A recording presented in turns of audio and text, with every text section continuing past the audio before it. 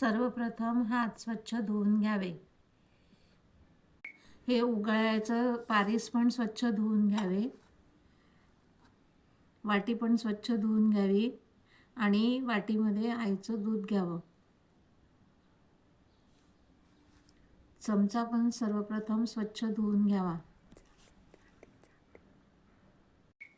वाटी आणि चमचा मी चांदीचा घेतलाय। दुधामध्ये पारीसवर उगाळून घ्यावे।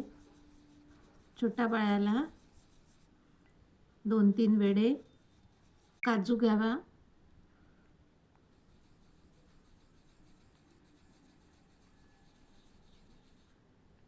काजूचे वेडे जास्त झाले तरी काजूचे चालते ना? वेडे थोडे जास्त झाले तरी चालते। जायफळ घ्यावे।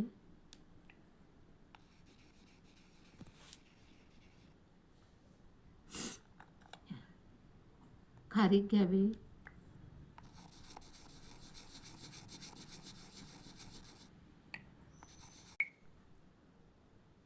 खारकीचे वेडे थोडे जास्त झाले तरी चालेल। हळकंड घ्यावे। हळकंड मी वरणामध्ये शिजवून घेतलाय।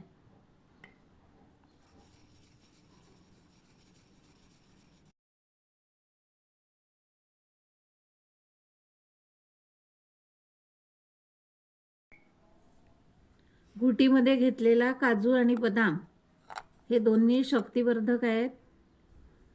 जायफळामुळे बाळाला शांत झोप येते म्हणून द्यायचं आहे। हळकंडामुळे सर्दी खोकला होत नाही म्हणून ते द्यायचं आहे। आणि खारीक ही शक्तिवर्धक आहे आणि बाळाला चव येते तोंडाला म्हणून ती द्यायची। 2 महिन्याच्या बाळाला आम्ही ही अशा प्रकारेच घुटी देत आहे। जसं बाळ मोठं होते तसतशी घुटीची मात्रा वाढवायची आहे।